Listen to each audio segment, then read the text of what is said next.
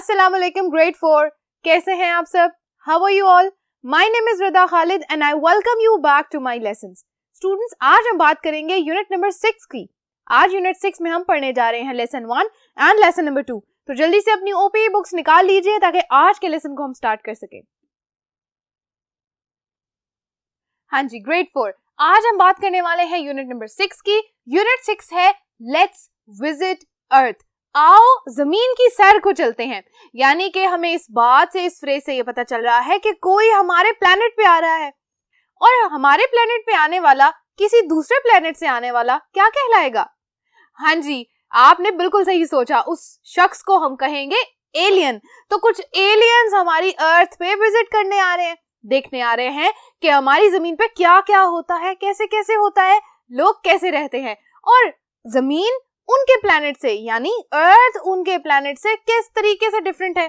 तो दोनों सैयारों का कंपैरिजन यानी आपस में मुशाबत देखी जाएगी, और साथ ही साथ हम ये देखेंगे कि जो एलियंस हमारे प्लैनेट पे आए हैं क्या वो एंजॉय कर रहे हैं या नहीं। तो आइए आज के लेसन को स्टार्ट करते हैं। लेसन नंबर है 1, पेज नंबर है 28। आप अपनी ओपीई बुक्स का पेज 28 निकाल लें। पेज 28 के ऊपर आपको बच्चों टॉप राइट कॉर्नर पे ये दो बातें लिखी हुई नजर आ रही होंगी, वोकैबुलरी एंड ग्रामर। तो जिस तरह के लफ्ज और जिस तरह की वोकैबुलरी हम इस पूरे यूनिट में देखेंगे वो होंगी वर्ब्स ऑफ मूवमेंट्स। हमें पता है मूवमेंट का मतलब होता है हरकत करना, और वर्ब कौन सी होती हैं? एक्शंस। तो क्या ये दोनों चीजें आपस में मिलती हैं? बिल्कुल मिलती हैं। यानी एक्शन करने के लिए भी बहुत सारी वर्ब्स यूज की जाती हैं। ठीक है, डिफरेंट टाइप्स की ऐसी वर्ब्स, ऐसे एक्शन वर्ड्स जो हमें क्या बता रहे हैं कि किसी चीज की मूवमेंट हो रही है। ठीक है ना? तो हम इस तरह के वर्ड्स को स्टडी करेंगे। अगर हम सिर्फ अर्थ, अपने प्लैनेट, और साथ साथ हम इन सियारों की और साथ ही साथ एस्ट्रोनॉमी के हवाले से बात करें बच्चों, तो हमारे पास जो प्लेन से और फ्लाइंग स्पेसशिप से वर्ड्स होंगे उनकी मूवमेंट देखेंगे। फ्लाई, टेक ऑफ,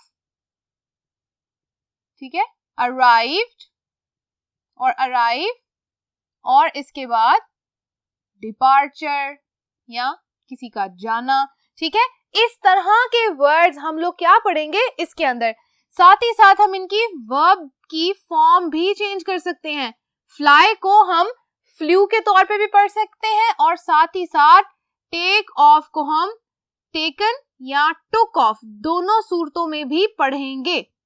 ठीक है, ये तो हो गए सारे के सारे हमारे वोकैबुलरी के वर्ड्स। ओके, उसके बाद देखेंगे स्पेस वर्ड्स। ऐसे लफ्ज हम पढ़ने वाले हैं बच्चों जो कि स्पेस में यूज होते हैं। ठीक है, खला में, जहां पर क्या जाता है, जहां पर हमारे स्पेस शटल्स जाते हैं, सैटेलाइट्स जाते हैं, और उसी जगह के ऊपर यानी उसी खला के अंदर क्या है, हमारी पूरी यूनिवर्स है। तो हम आज के इस लेसन के अंदर बहुत सारी ज्योग्राफी की बातें भी पढ़ने वाले हैं, तो जल्दी से तैयार हो जाएं। ओके जी, ग्रामर में हम पढ़ेंगे पास्ट कॉन्टिन्यूअस टेंस। ठीक है, हमें पता है ऐसा एक्शन जो पास्ट में है लेकिन कॉन्टिन्यूअसली चल रहा है। इसका मतलब है कि वर्ब के साथ हम आईएनजी का एडिशन करेंगे, लेकिन उससे पहले कौन सी हेल्पिंग वर्ब लगाएंगे?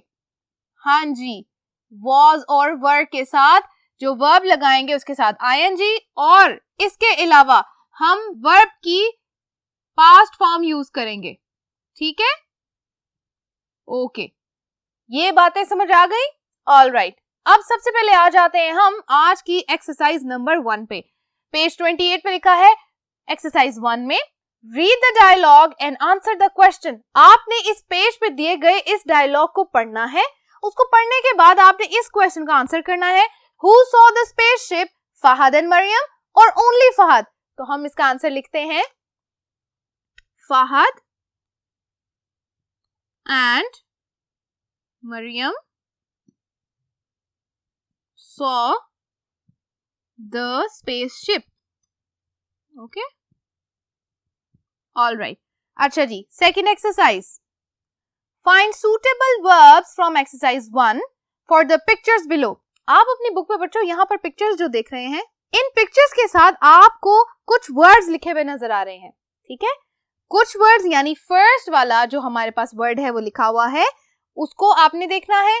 इमेज के साथ यानी पिक्चर के साथ उसको देखना है कि क्या ये जो बात लिखी हुई है, ये जो एक्शन यहाँ लिखा हुआ है, क्या ये एक्शन यही है जो पिक्चर में हो रहा है। साथ ही साथ हम क्या करेंगे, बाकी के एक्शंस को देखेंगे और हम उन वर्ड्स को भी यहाँ पर लिखेंगे। Okay, find the suitable verbs from exercise 1 for the pictures below. सबसे पहली पिक्चर्स देखें, यहाँ पर बात हो रही है कि जो स्पेसशिप है इट अपीयर्ड, ये वर्ड आपकी बुक में ऑलरेडी लिखा है। Okay, B, then it flew over the school. आप ये वर्ड्स कहां से देखेंगे, आप ये वर्ड्स देखेंगे डायलॉग में से, फ्लू, ठीक है। C, it flew to the valley.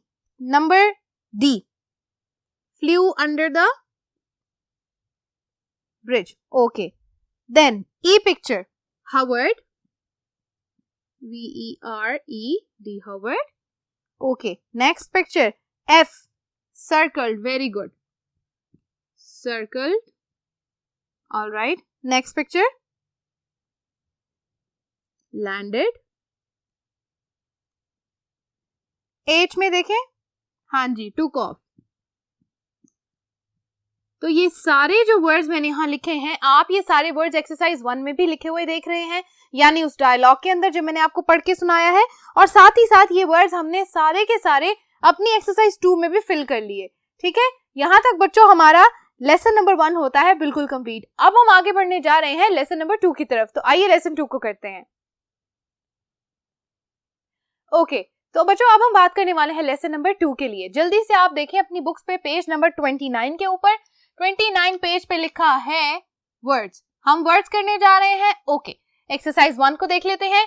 Listen to your teacher and find the words in the diagram, then listen and repeat. आपने क्या करना है, ये जो वर्ड्स यहाँ लिखे हैं इन वर्ड्स को आपने देखना है और आपको इस बात का पता होना चाहिए कि जो जो लफ्ज मैंने यहाँ लिखे हैं क्या आपको उनकी पिक्चर समझ आ रही है, कि ये बात यानी ये लेबलिंग हमने जो की है क्या आपको सारे लेबल्स के बारे में पता है। ओके, हम क्या करेंगे, इन वर्ड्स को देखेंगे और समझेंगे। तो यहाँ से हम स्टार्ट करते हैं। सबसे पहले ये जो हाफ पिक्चर आपको नजर आ रही है, यही पिक्चर्स आपकी बुक पे भी बनी हुई है, मैंने यहाँ पर भी बना दी। सबसे पहले हमें पता है कि सन इज द बिगेस्ट स्टार।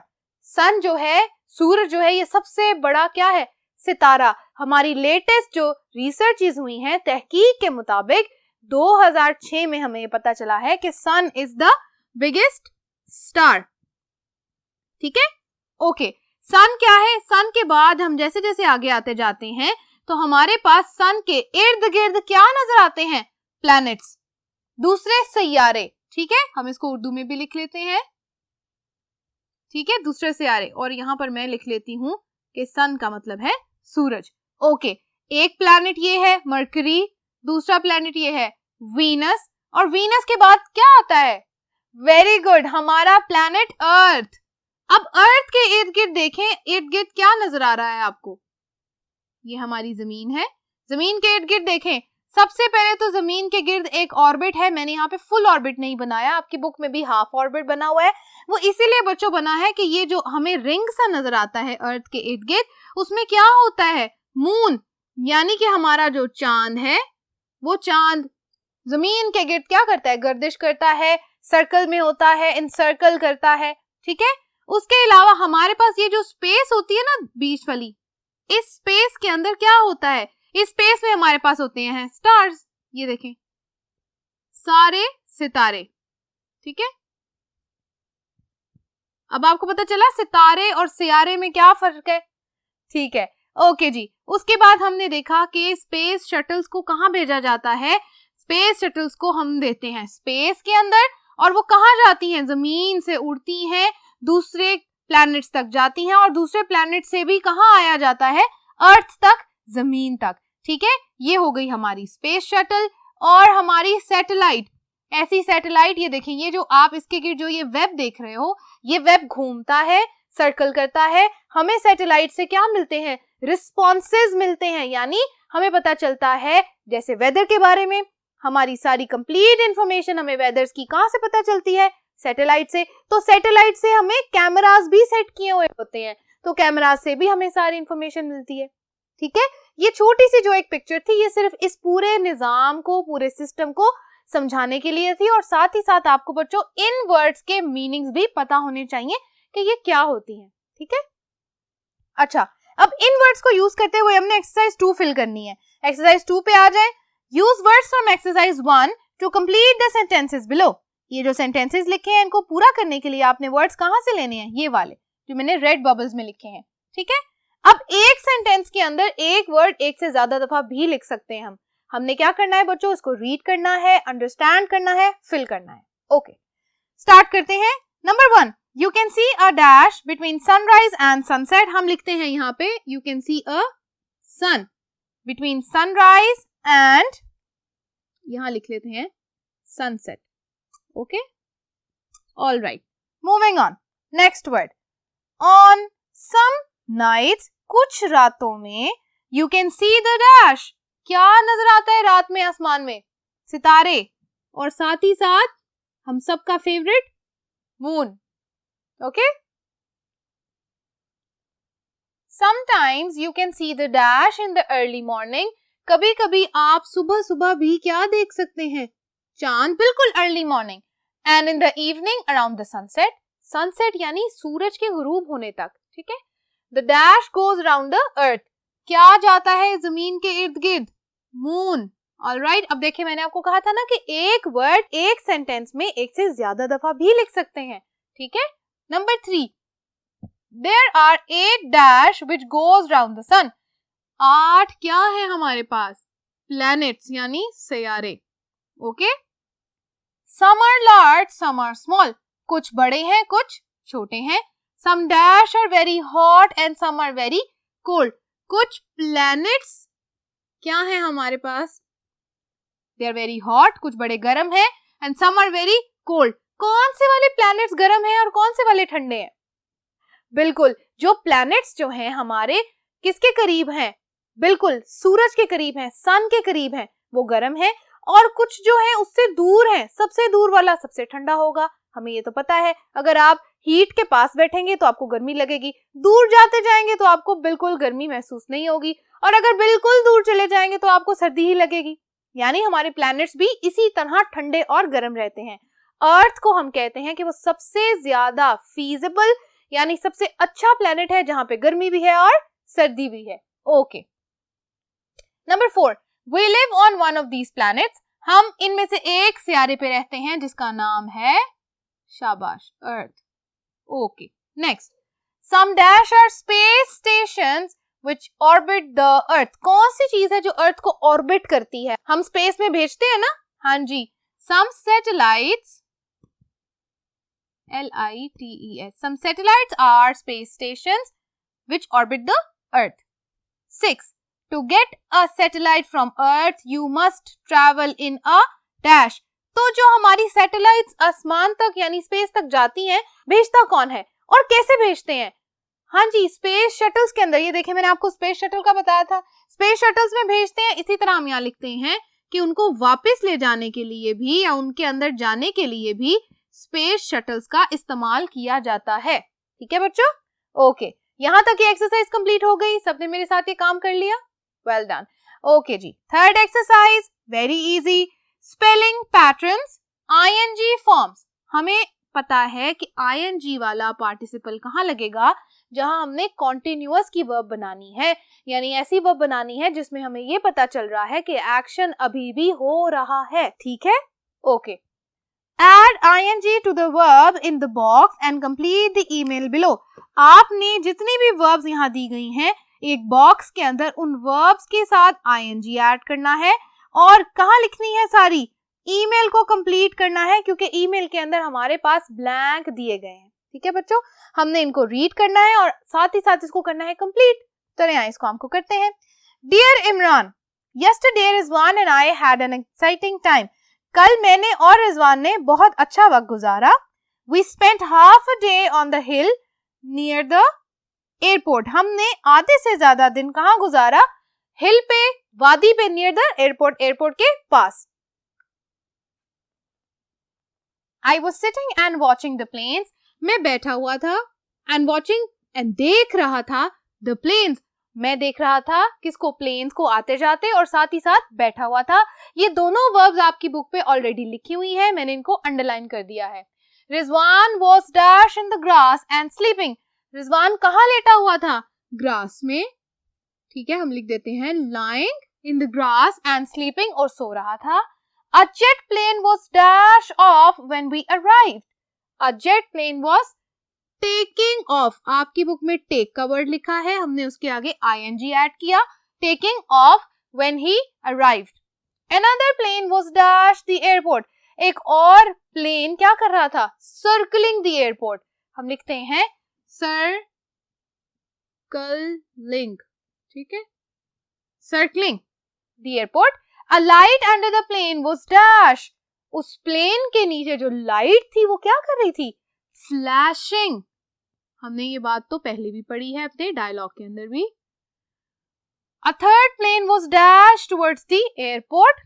एक तीसरा जहाज कहाँ जा रहा था? Flying towards the airport. Smoke was dash out of one of its engine. Smoke कहाँ से निकल के आ रही थी? हम यूज करते हैं verb coming out of one of its engines. A rescue helicopter was dash over the airport. A rescue helicopter was hovering over the airport. एक रेस्क्यू हेलीकॉप्टर ऐसे हेलीकॉप्टर होते हैं जब कभी कोई प्रॉब्लम हो जाए तो एक हेलीकॉप्टर के अंदर पूरी रेस्क्यू टीम बैठ के आती है और देखती है आके कि मसला क्या हुआ है, क्या प्रॉब्लम है, उसको देखते हैं। अगर किसी को मेडिकल की जरूरत है, कुछ चोट लग गई है तो वो भी ठीक करते हैं। अगर प्लेन में कोई मसला है तो वो भी ठीक कर देते हैं, ठीक है। तो रेस्क्यू हेलीकॉप्टर क्या कर रहा था? होवर कर रहा था।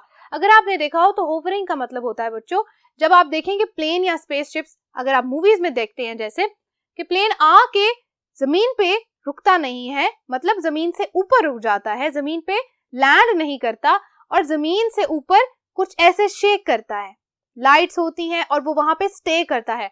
इस पोजीशन को कहते हैं होवरिंग, ठीक है। आई होप यहाँ तक की बात आपको समझ में आ गई होगी बच्चों। मैं उम्मीद करती हूँ आपने मेरे साथ लेसन नंबर 2 भी कंप्लीटली कर लिया होगा। अब हम मिलने जा रहे हैं अगले वीडियो लेसन में, जो कि होगा लेसन नंबर 3 के बारे में। तब तक के लिए अपना काम करते रहिए, अपना बहुत ख्याल रखिएगा। अल्लाह हाफिज।